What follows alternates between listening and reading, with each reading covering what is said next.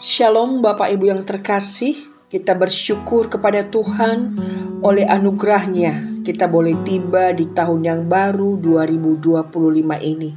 Dan kita percaya Tuhan sudah merencanakan yang terbaik untuk kita sepanjang tahun ini. Mari sebelum kita memulai segala sesuatu terlebih dahulu kita berdoa dan setelah itu kita sejenak merenungkan kebenaran firman Tuhan. Mari Bapak Ibu kita berdoa. Bapak terima kasih buat anugerah-Mu yang tak berkesudahan dalam kehidupan kami. Keajaiban demi keajaiban dan kemurahan-Mu Engkau nyatakan dalam hidup kami hari lepas hari. Bapak terima kasih pagi hari ini kami boleh bangun dengan tubuh yang sehat. Dan kembali kami akan merenungkan sejenak kebenaran firman-Mu. Bapa berbicaralah kepada kami rindu untuk disapa oleh Tuhan. Demi nama Yesus kami bersyukur dan berdoa. Amin. Bapak Ibu dan Saudara yang terkasih, pada pagi hari ini saya akan mengajak kita untuk membaca firman Tuhan dari Efesus pasal 5 ayat 16. Demikianlah firman Tuhan. Dan pergunakanlah waktu yang ada, karena hari-hari ini adalah jahat.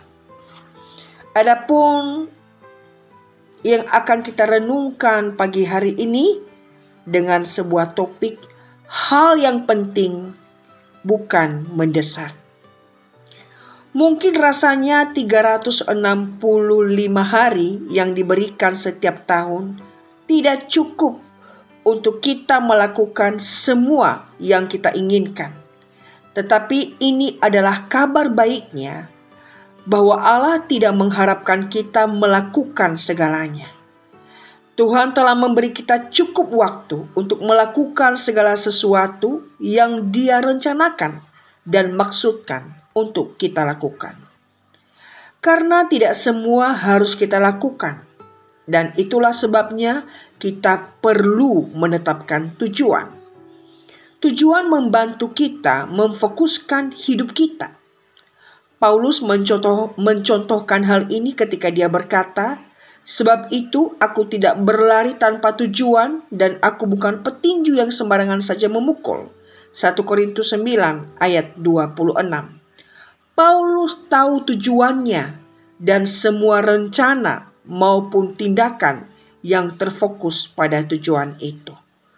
Saudara, kita pun harus memiliki juga fokus yang sama.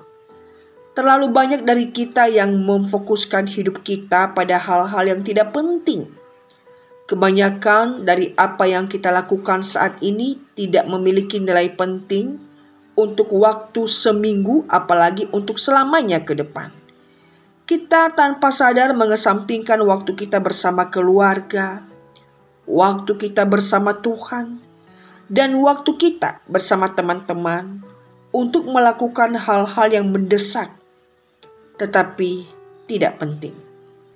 Banyak orang tidak bisa membedakan antara hal yang mendesak dan hal yang penting.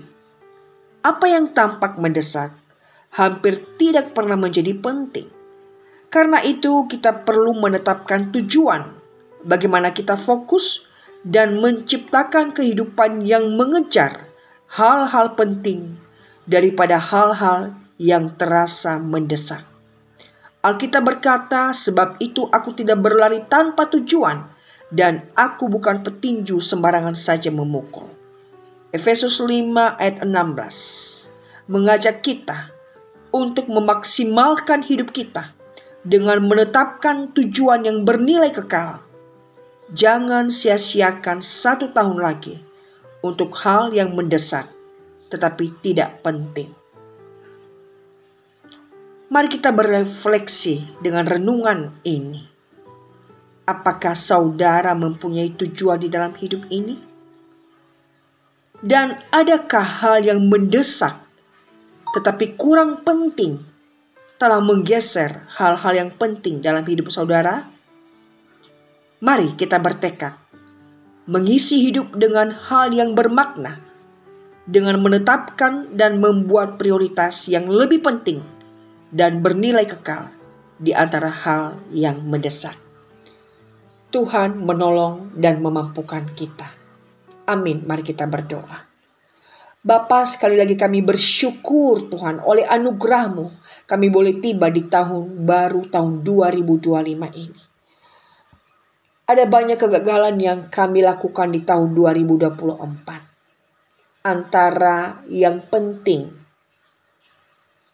dengan yang tidak penting. Dan antara yang mendesak yang seringkali membuat kami terbuai. Bapa, kami rindu di tahun 2025 ini, berikan kami hikmat untuk boleh menetapkan prioritas dan tujuan yang jauh lebih penting. Ada banyak hal yang mendesak yang selama ini kami utamakan, tapi sesungguhnya tidak bernilai kekal di dalam hidup kami. Biarlah di tahun 2025 ini, kami boleh mengambil sebuah tekad untuk membuat prioritas yang lebih penting dan bernilai kekal di antara hal-hal yang mendesak di dalam hidup kami. Tuhan, tolong kami dan beri kami hikmat dan mampukan kami. Berkati kami sepanjang hari ini untuk menentukan pilihan yang lebih penting di antara yang mendesak namun tidak bernilai kekal. Bantu kami Bapa. Berkati kami sepanjang hari ini dan kiranya Engkau berkenan membuat berhasil apa yang kami kerjakan. Demi nama Tuhan Yesus, kami sudah bersyukur dan berdoa. Amin. Tuhan memberkati.